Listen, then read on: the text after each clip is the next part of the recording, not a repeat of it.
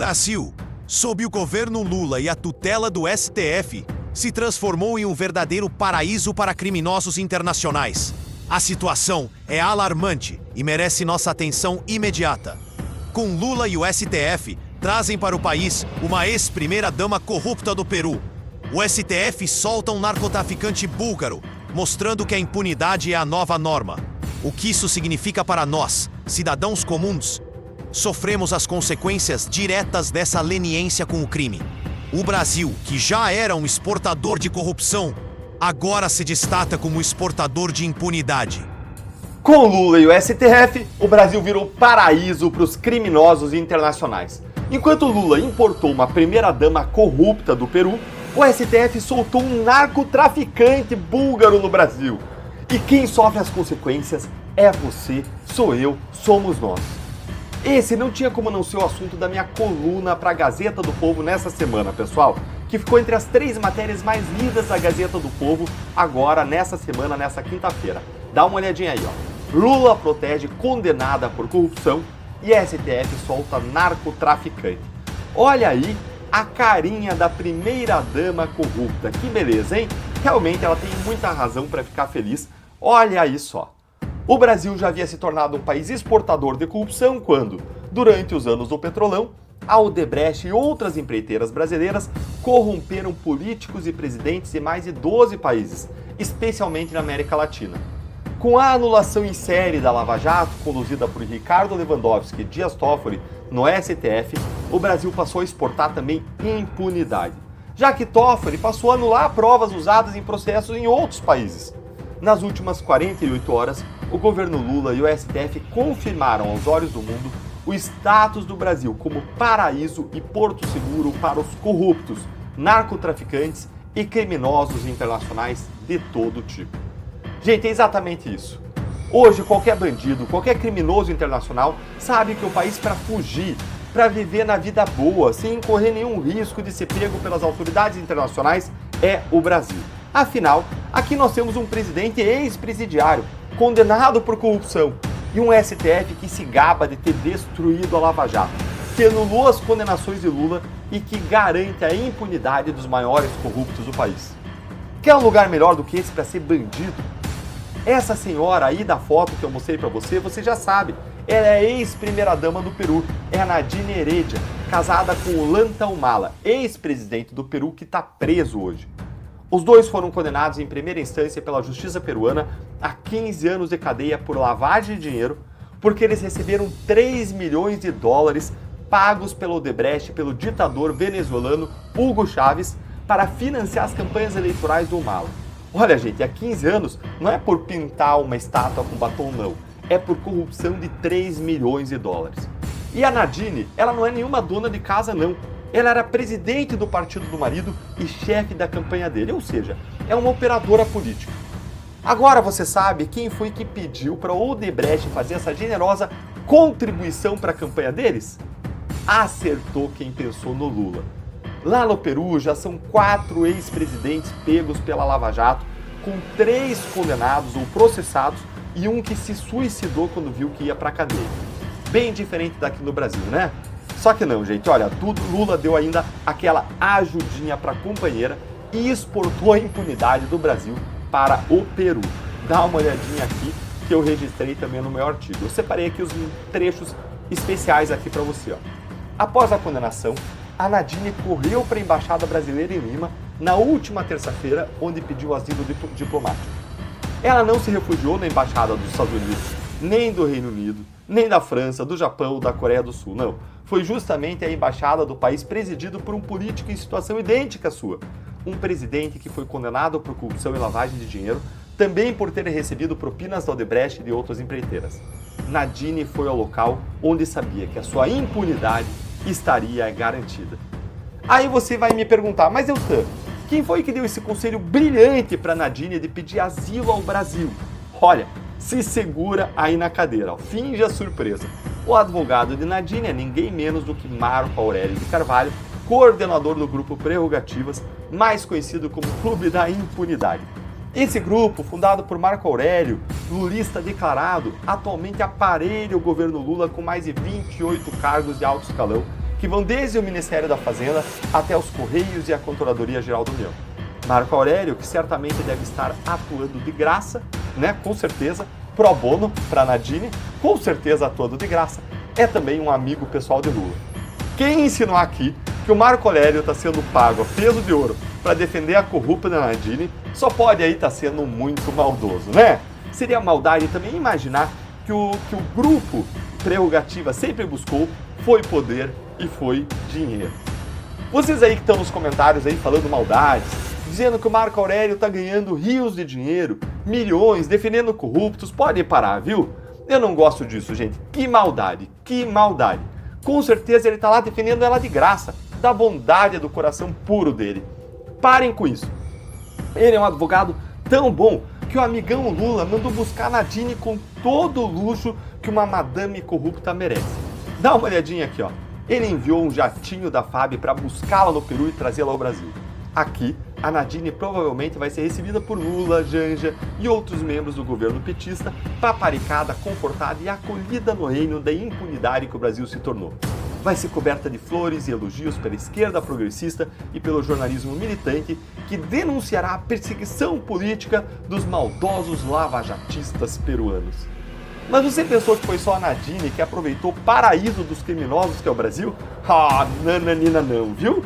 Nananina não. No mesmo dia em que ela pedia asilo ao Brasil, o ministro Alexandre de Moraes do STF determinou a soltura do búlgaro Vasil Georgiev Vasilev, narcotraficante internacional que foi transferido para prisão domiciliar em retaliação à Espanha, país que havia solicitado sua extradição depois de ser flagrado transportando mais de 52 quilos de cocaína em malas por Barcelona.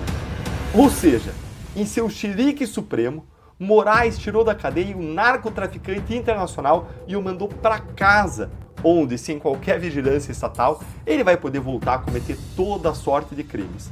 E quem serão as vítimas? Quem? Nós, brasileiros. Será que o Vasilev agora vai fugir que nem uma vaselina? Fugir para quê, pergunto eu, hein? Para que fugir? Mas para que fugir se agora ele pode confortavelmente em casa montar um novo império criminoso aqui mesmo? E por que parar por aí se ele pode convidar os seus comparsas agora para virem para cá se juntarem à festa? A festa é aqui, é a festa da impunidade. Afinal, Lula e o STF transformaram oficialmente o Brasil em um paraíso e porto seguro para criminosos internacionais que agora estão em casa. Em pouco tempo, eles serão tratados como cidadãos de bem. E você, meu amigo brasileiro, você vai ser o criminoso dessa história. A situação se agrava com a soltura de condenados da lista crítica do 8 de janeiro. Alexandre de Moraes já liberou 3 desses presos, alegando problemas de saúde. Mas será que essa é realmente a prioridade? A pressão da oposição e a necessidade de controlar a narrativa política parecem ser mais importantes do que a segurança da população. O que estamos vendo é um jogo de poder que ignora as vítimas e prioriza a proteção de criminosos.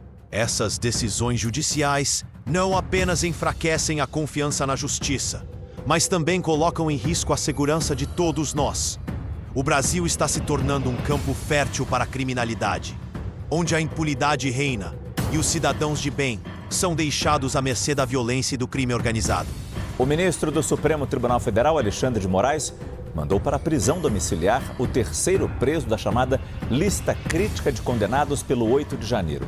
O homem, condenado a 16 anos e 6 meses de prisão, está com problemas graves de saúde. Eu converso com o analista Caio Junqueira. Caio, ele já é o terceiro condenado solto daquela lista que familiares apelaram pela soltura do ministro, pela soltura ao ministro, não é isso? Isso, Márcio. A semana passada a gente trouxe aqui no Prime, né, que a Associação dos Familiares e Vítimas do 8 de janeiro elaborou uma lista de 20 casos que consideram presos críticos do 8 de janeiro, né, que correm risco de morte, segundo a associação. Desses 20, olha só, o Moraes já mandou para a prisão domiciliar 3 deles, o terceiro foi hoje. O nome dele é Sérgio Amaral Rezende, tem 54 anos, foi condenado a 16 anos e 6 meses de prisão e cumpria pena lá na Papuda, em Brasília. E segundo a defesa, ele tem pancreatite, que evoluiu para uma necrose, infecção hospitalar, hérnia umbilical e anemia profunda. Na semana passada, o ministro Alexandre de Moraes já havia soltado outro dessa lista dos 20 aí. Soltado não, mandado para a prisão domiciliar, né? O Jorge Luiz dos Santos, que também foi condenado a 16 anos e 6 meses de prisão por participar dos atos ali de 8 de janeiro. E ele apresentou na oportunidade um laudo informando a defesa dele, claro, da necessidade de uma cirurgia cardíaca. Outro que ele mandou para a prisão domiciliar é o Marco Alexandre Machado de Araújo. Estava preso desde abril de 2023, neste caso sem julgamento, uma prisão preventiva, estendida e alongada. E no documento enviado ao Supremo Tribunal Federal, a Associação das Vítimas ali informou que dentro do presídio ele desenvolveu problemas psicológicos, passando meses ali na ala psiquiátrica e que no momento ali do pedido ele se encontrava com depressão, tomando medicação e que possuía uma filha de 1 ano que ele não chegou a conhecer. O que o Alexandre de Moraes fez? Também encaminhou à prisão domiciliar no dia 11 de abril. E o mais interessante disso tudo, se a gente pode ter uma leitura política, uma análise política sobre esses movimentos de Moraes, é que eles coincidem com o quê? Com a crescente pressão da oposição por uma anistia aos investigados, aos condenados pelo 8 de janeiro, né? A gente sabe que parte do Supremo Tribunal Federal vem resistindo à tese da anistia, né? Que tem adeptos em grande parte do Congresso Nacional, até mesmo dentro do Palácio do Planalto, do governo Lula, mas os ministros do Supremo Tribunal Federal, Márcio, eles vêm defendendo que o melhor caminho é justamente esse, é você controlar a execução das penas, que é exatamente o que o Alexandre de Moraes fez nesses 3 casos. Você tira, por exemplo, do presídio e coloca numa prisão domiciliar, ou de repente, a depender do regime de progressão da pena, você coloca num regime semiaberto e ter esse controle somente por parte do Supremo Tribunal Federal, não passando nenhum projeto de anistia via Congresso Nacional. Com isso, então, o objetivo seria amainar, reduzir a pressão pela anistia. Isso será que acontece, Caio? Mas é difícil a gente... É claro que o Alexandre de Moraes está muito pressionado. A gente viu a reportagem da Economist essa semana, né? Colocando ali juiz estrela, o Supremo Tribunal Federal sendo julgado, né? Agora, inclusive pela imprensa internacional, a imprensa britânica, a imprensa espanhola, né? No caso ali da extradição do blogueiro Oswaldo Eustáquio. Mas são gestos, sim, são gestos. A gente vê que bastou a oposição e a Associação das Vítimas do 8 de janeiro encaminhar uma lista com 20 casos críticos, deu aí uma semana, 10 dias, o Alexandre de Moraes já atendeu, porque tem aquele caso que a oposição usa muito, os bolsonaristas usam muito, de dos investigados, o Clériston, que morreu dentro da prisão. Ele morreu, tinha um parecer favorável para a soltura da Procuradoria-Geral da República, o Alexandre de Moraes não soltou e ele veio a óbito, ele faleceu. Então tem esse receio também de casos simbólicos, como foi o caso também da cabeleireira Débora. Era um caso até mais grave porque era uma prisão preventiva estendida, né, Márcio? Como acontecia inclusive na Operação Lava Jato, que foi criticada por isso. Então são gestos, a gente pode entender e ler sim que são gestos que o Supremo Tribunal Federal vem fazendo. Mas não convence a oposição não, a oposição e o Jair Bolsonaro também querem anistia ampla, geral e restrita. Muito obrigado, Caio Junqueira. Recapitulando, o Brasil se tornou um abrigo para criminosos, com decisões judiciais que favorecem a impunidade em vez de proteger a população. É hora de nos unirmos e exigirmos justiça. Não podemos permitir que o país se transforme num paraíso para bandidos. Se você se preocupa com o futuro do Brasil, compartilhe este vídeo e faça sua voz ser ouvida.